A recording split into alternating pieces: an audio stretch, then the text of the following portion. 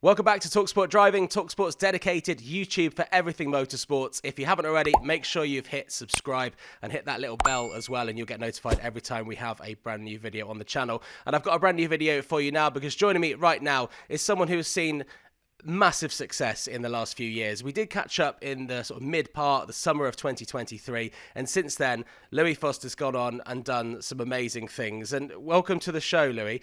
You've kind of blown people away with 2 championships in 2 years. That's pretty impressive. Yeah, I mean, obviously, thank you. Yeah, no, I mean, it's been a good couple of years out here in America. Obviously, this year's gone extraordinarily well.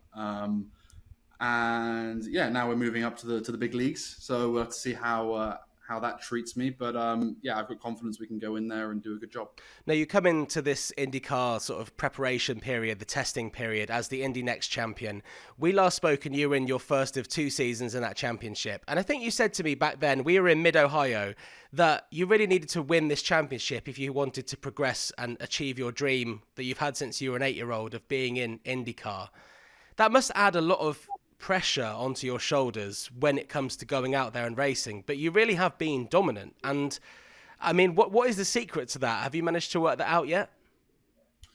I think like a confidence is a big thing at the end of the day. Like obviously every driver, gets in the car and you've got to believe that you can win. Otherwise, what are you doing there?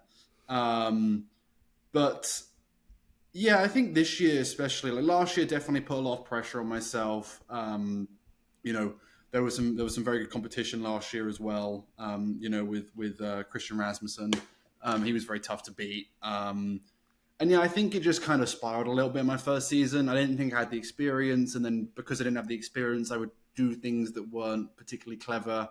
And then it just kind of spiraled like that, I would say. Whereas this year, going into it, I knew that if we just focus on ourselves and just try to stay out of trouble and qualify up front, we were always the fastest car in the races, and we pretty much were in every race. We had like fast laps.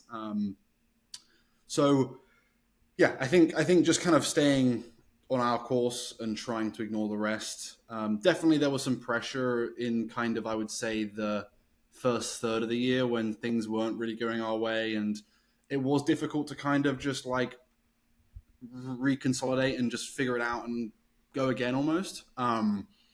But then once I took the lead of the championship, which is usually kind of the most stressful, my competitors had some very poor rounds and I had some very good rounds. So it went from being like that mindset of, oh, I'm in the lead, so I need to kind of be careful, to, oh, I have like a 70-point lead now, so I'm like, I can afford to lose this race. I can afford to, have an issue. So I just kept pushing from there on, and we just kept building the gap, and it kept growing and growing.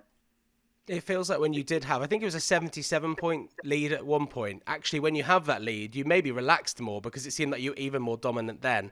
I've got the stats here, and I'm sure you don't ever have a problem hearing this.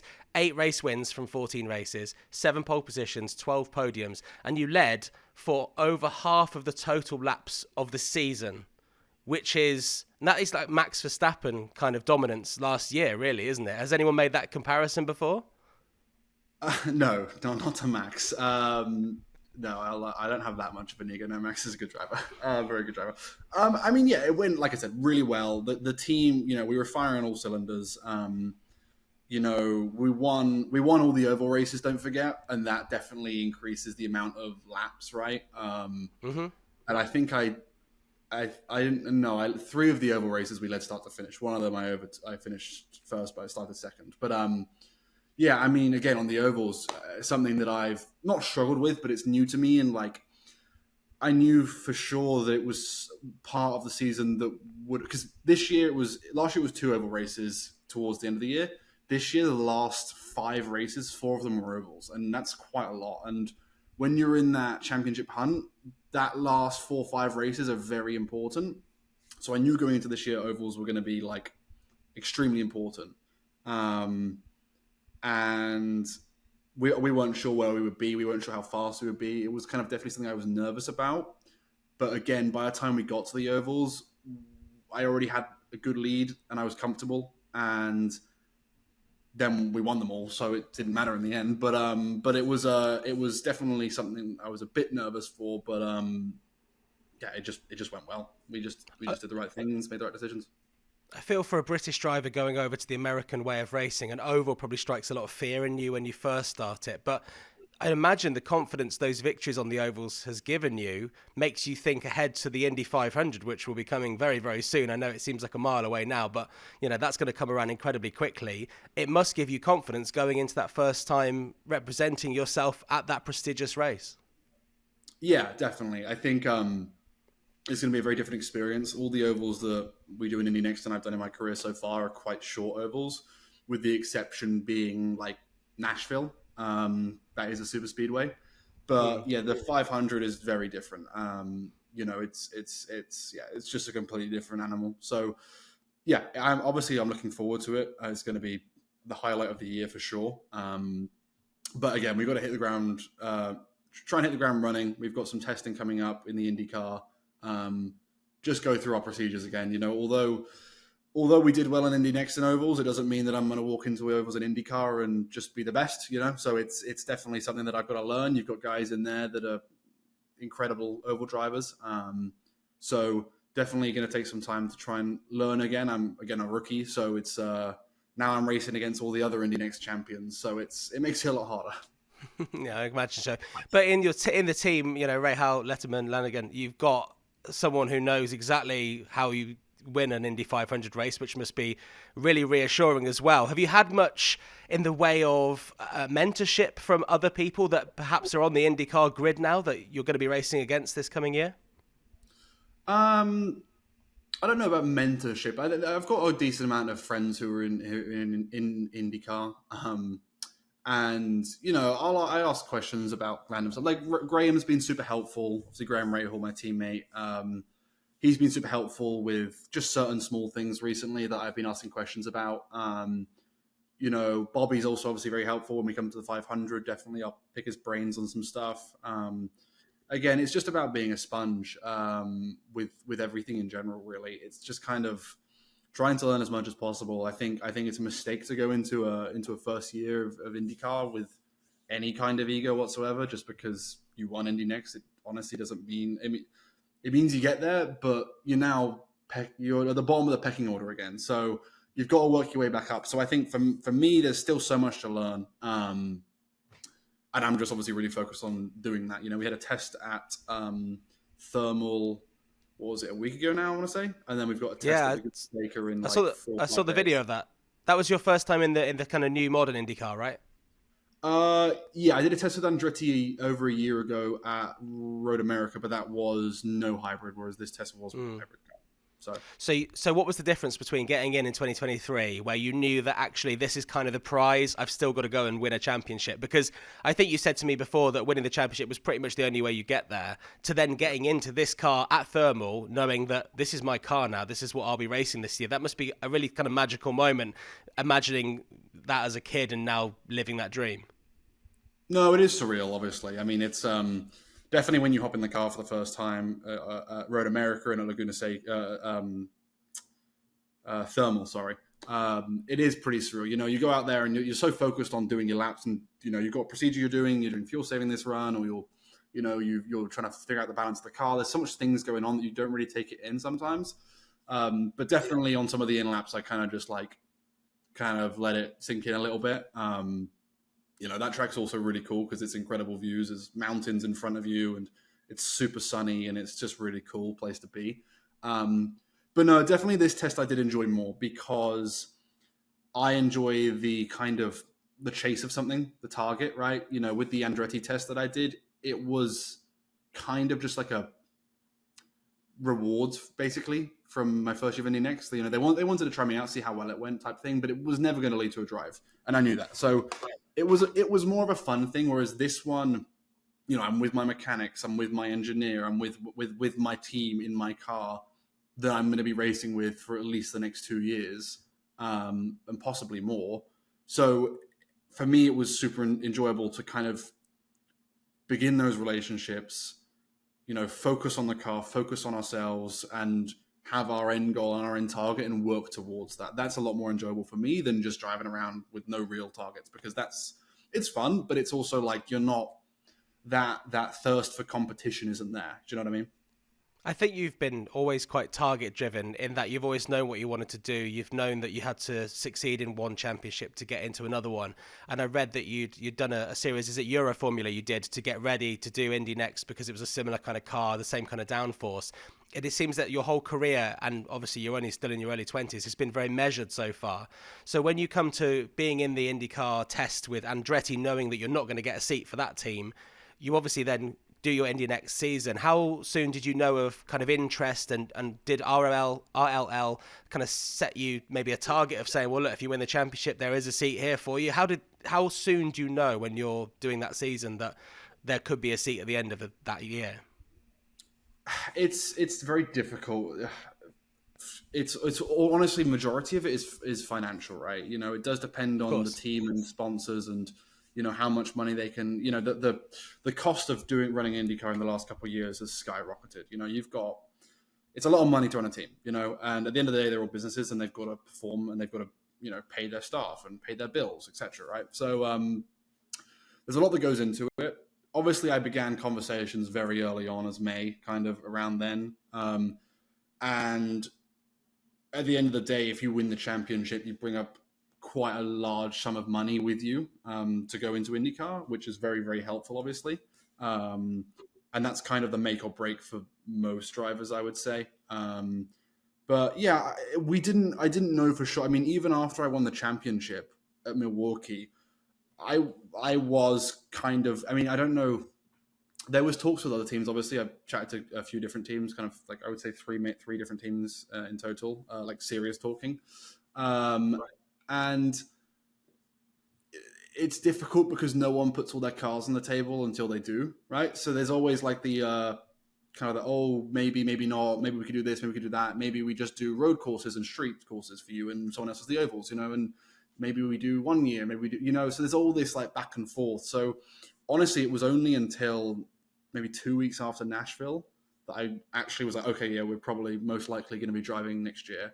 Up until that point, it was kind of like, well, I might be, I might not be. I don't really know. It's not up to me. I've put all my cards on the table. This is what I've got. This is what I can bring. Some of my sponsorship money plus also the prize money. This is all I've got. If that works, then great. And Rahil's been super, super helpful to me. They've given me the opportunity, and they see it as a long-term investment. And yeah, hopefully, like I said, we spend quite a few years together. I should imagine your success on the ovals was also a big tick in the box of doing a full season, which, as you say, not all drivers that come into the championship will do. So you've got a really exciting year, well, couple of years ahead. How much time does that give you now? I know you've got a lot of testing to actually maybe come home, see friends and family, and actually relax, because it feels like as things go more and more serious and you go up the ladder, whether you're looking at sort of European or F1 or IndyCar, the higher up you get, the less spare time you get because you're already thinking about the next thing. Are you actually going to get back for Christmas, for example? Yeah, I will do. I'm going home more or less after the Laguna Seca test next week. Right. So I will be back home then, and then I'll be home for maybe a month. I mean, the thing is, it's not like I've been in the US now for 3 years, right? My life is here, so I've got all my friends are here in Indy, and I have friends in the UK, obviously, but people you haven't talked to in a while. It's nice to go back and see them for sure, and obviously my family and my dogs. That's probably the most important ones. I want to see my dogs, but I do try to get back when I can. It's not too bad in the off season. What's nice about IndyCar is you've got like 6 months of completely flat out, and like it's 4 weekends back to back to back to back. And like this year, for example, July, it's every weekend in July we're racing. And then you kind of finish in late August, and you don't race again until, well, you're not back in the car until February usually, because you get your one off season test. So you do have a big chunk of off season and on season, which is nice because you've then got majority of the year, or at least half of the year, to kind of go around and do some things, maybe go on vacation, go back home, etc. You've got bits and bobs here you need to do with simulators and media stuff in the off season, but it's not too bad. I think this year has been quite busy for me just because it's my rookie year, sorry. So I've had a lot of things to do in the past kind of month or two. But yeah, I think most of the IndyCar guys who've been in it for a few years, they all got on vacation for a while and kind of just peace out for like a few months. Yeah, they can do things that you can't do when you're in this sort of transition off season. Talking about the drivers then that do many different things. I saw the video that was on your Instagram recently just after you were announced, and you said, and I know you had to think about this because it's kind of tough to be put on the spot, that your inspirations were Jenson Button and Scott Dixon. You know, they're two guys that have gone on and done other kind of things and a multitude of different championships. Do you think that maybe once you've established yourself as an IndyCar driver, there is a kind of, you know, sports car and sort of endurance racing career that could come alongside this? Because it seems that some drivers just can't get enough, whereas others will maybe just stick to one thing. Which kind of driver are you? I don't know. I mean, it's difficult to say. I think right now I'm so focused on IndyCar that I'm not particularly interested in running anything GT or hypercar stuff. I'm sure if I got an opportunity to do Daytona or to do Le Mans, for example, 100%, I wouldn't. You'd be kind of an idiot to turn that down. But at the moment, yeah, my full focus is just hitting the ground running in IndyCar and establishing myself in that series first. And then once we're there, then maybe I'll look elsewhere. Obviously, there's a lot of teams in IndyCar that also have hypercar programs, especially in IMSA. So Andretti has their one, Ganassi has their one, so does Penske. So, you know, and so does Shank as well.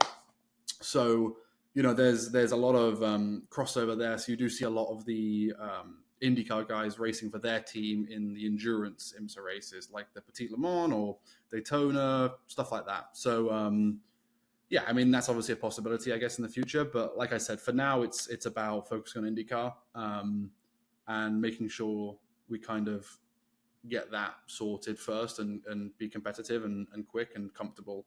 But yeah, maybe, I don't know, for a couple of years' time, I'll revisit it. I don't know. Maybe I'm getting ahead of myself there. I'm sort of trying to sell you new championships, which maybe I shouldn't do. Given that you've had a lot of time since the end of the season, do you get much of a chance to keep an eye on F1 and that kind of series? Because we're seeing a lot of rookies getting their chance in 2025, which happens probably more in the American system where rookies make their way up because there's more seats. Whereas this year we've got at least 4 new rookies on the grid going into 2025 in F1. Yeah, no, that's really good news. I'm very happy for that for the rookies in Europe. Yeah, it's what is it? It's Behrman and Behrman, Bortoletto, and who else is the other two? Jack Doohan and Kimi Antonelli. Yeah. I don't know if you've raced against any of these people. I was trying to find out earlier on, and I couldn't see that you've raced against any of them. No, I haven't raced any of them. The only person I've driven against on the same kind of time is Ollie for the Autosport Award. Got you. But no, I haven't raced against any of them. No, I'm super happy for all of them. You know, it's definitely, there's definitely a bottleneck at the top end of racing. You know, drivers are staying fast and competitive for many more years now. Just with humans becoming more understanding of the body and being able to last longer, right, and compete for longer. You know, look at people like Ronaldo and how old he is, and he's still playing football, and you know, LeBron playing basketball. You know, there's guys in every sport that are getting old, but they're still doing well. So it does bottleneck for sure the younger drivers. But I'm super happy that they're getting their chance. But yeah, no, I do watch Formula One, not as much as I used to, for sure. I think in the off season I like to kind of detune from racing a little bit and not have to watch too much. But I mean, it's Qatar this weekend, so I'll probably watch it. I watch quali, and the racing's been actually, honestly, a lot better in Formula One than it has been in recent years. So I'm now enjoying watching it again, whereas before it was kind of boring. So I think everyone's got a newfound enjoyment if they were casual fans, because it has been a lot more interesting seeing who might actually win rather than knowing who's going to win each year. It's kind of like watching Indy next year. Now you're not dominating in a way. How's the news of Cadillac's entry into Formula One gone down in America? Have you seen much reaction to that? Because obviously it's quite a big deal with General Motors getting involved.